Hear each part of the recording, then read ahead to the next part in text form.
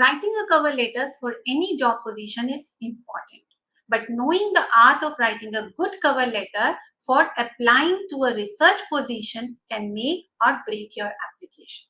Hello everyone, this is Dr. Nidhi from Biotechnica, and in today's video, we'll discuss that how to write an effective cover letter while applying for research job. This is in continuation with another video which has been recently posted on Biotechnica's website, where you might have got an idea that what is the basic difference between a cover letter and CV. How to define a cover letter exactly? It is explanation in the paragraph form, right, of what you can bring to the research organization or a company that goes beyond the CV or resume.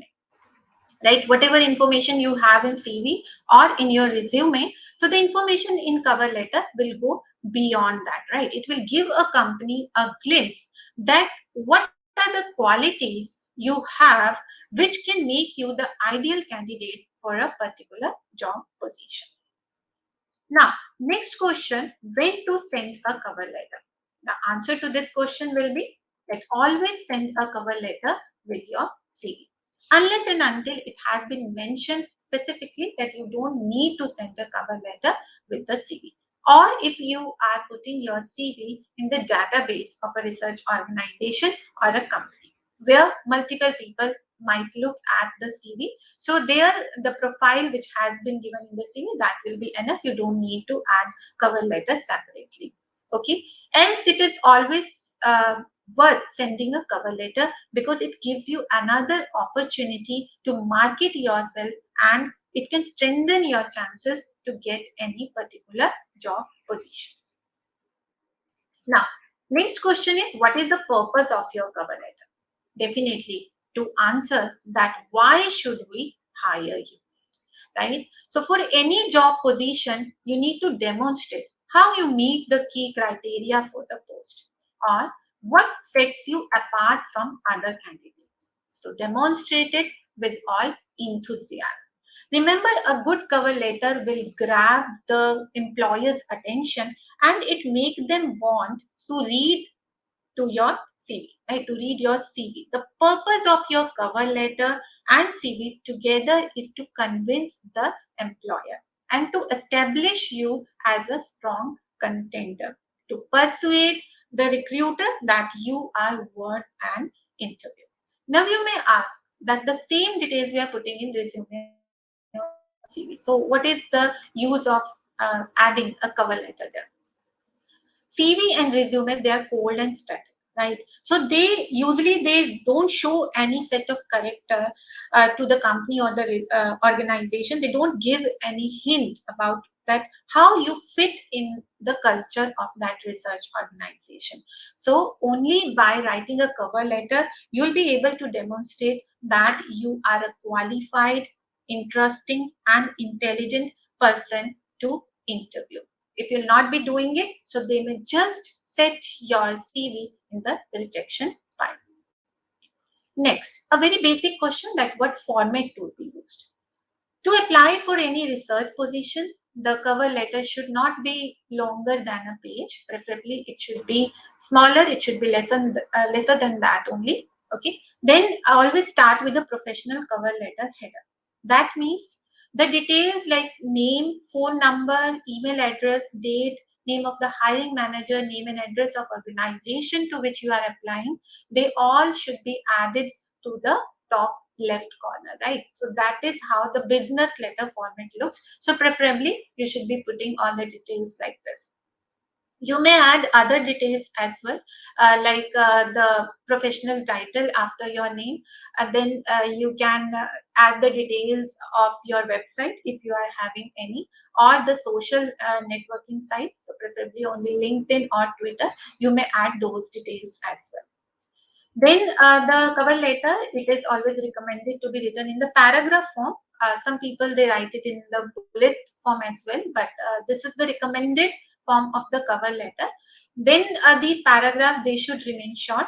Okay, So the length of the paragraph that should be sure to give an impact to the reader that you are able to express all the details in a succinct manner. Okay. Font size of 11 or 12, that is recommended. Okay.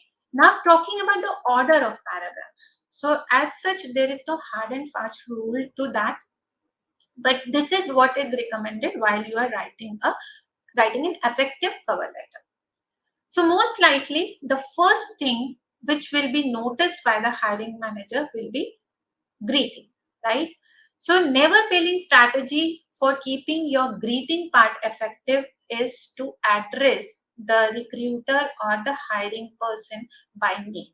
It has been proved that when we hear or when we look at our name, so we react positively, right? And we focus that what next is coming for us. So if you will be addressing the recruiter by name, right? So he'll get this idea that you have particularly tailored that cover letter for him or her. Okay. So preferably you should be writing the name of the person. Right now, the next question is how you'll get the information that who is the recruiter, who is the head of the research group, who is the hiring manager. So there are various ways to extract that information.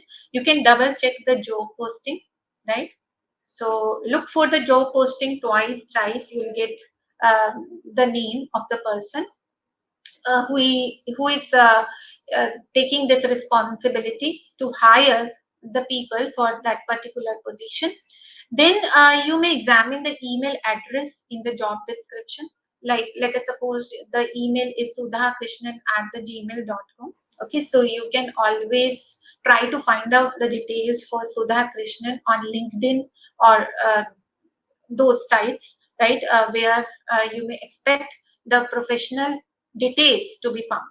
Okay, so yes, definitely you can check LinkedIn. You can check the company's profile on the LinkedIn.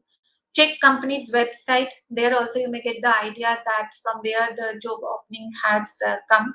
Then you may ask your friends. Always look for your friends who have networks in that particular research organization or company. Again, you can go to LinkedIn to find those networks, or you can make a call into the organization. However, if you are unable to fetch this information about the name of the recruiter or the hiring manager, so you can simply write dear hiring manager, right? But never write that to whomsoever it may concern or dear sir or ma'am. Okay, that is not at all recommended. So once you are done with the greeting, then moving to the central paragraphs. So let us see how the first paragraph should be. It should be drafted in a way that it should grab the hiring manager's attention. You should be mentioning that what job position you are applying from where you have been able to get the information regarding that job posting, right? Then a little bit about your uh, your background, right? In the middle section, you need to present what you have got to offer. So give brief illustrations of your research experiences and achievements. In the final section, you need to prove that you will fit in, right? You have to prove that you do contain those qualities which the employer is looking for, and you are worth contacting, worth interviewing. Concluding paragraph, this is also a very important part of your cover letter.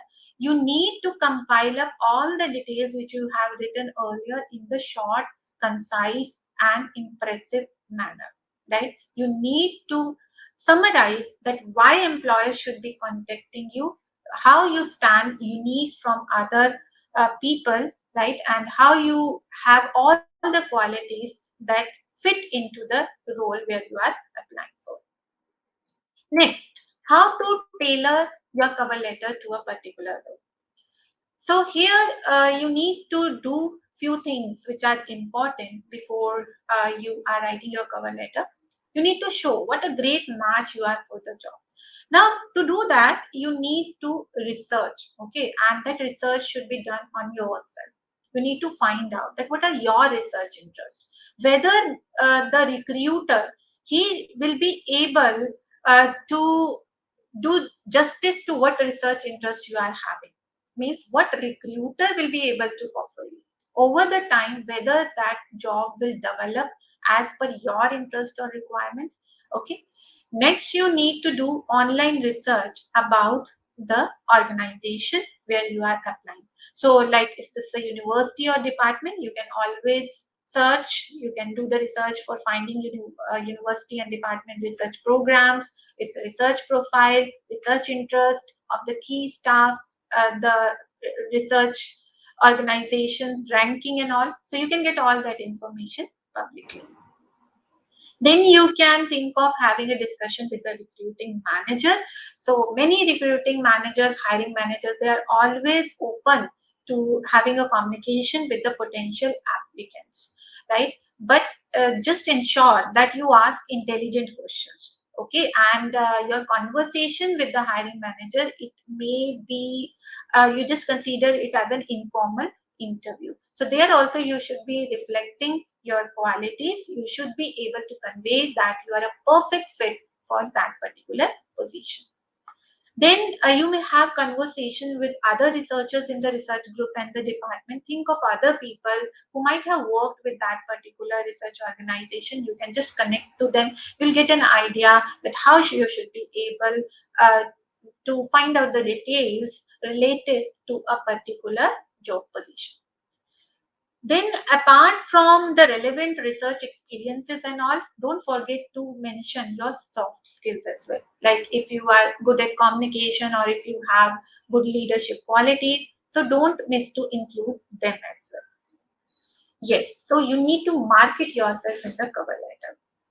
Before writing the cover letter, you need to think of your unique selling points. What makes you differentiate?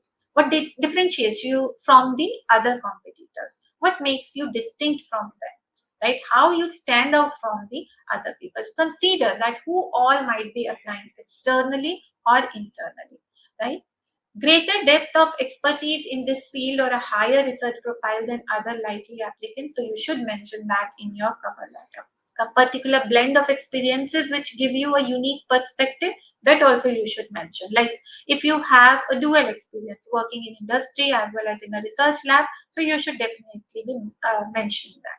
Specific achievements in your current and previous roles. So focus more on achievements rather than responsibilities. You should be talking more about the achievements. A qualification which is highly relevant to the role. If you have done any internship or any training, okay, so or any course, so you should definitely be mentioning that as well. A passion for and commitment to this area of research or working for this institution.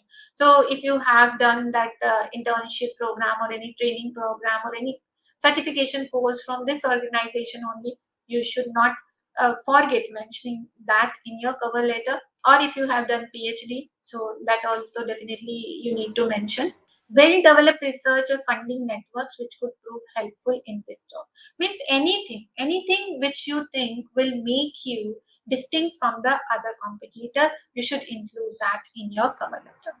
Now let us have a look over the do's of cover letter writing. So first of all, put your most convincing evidence first.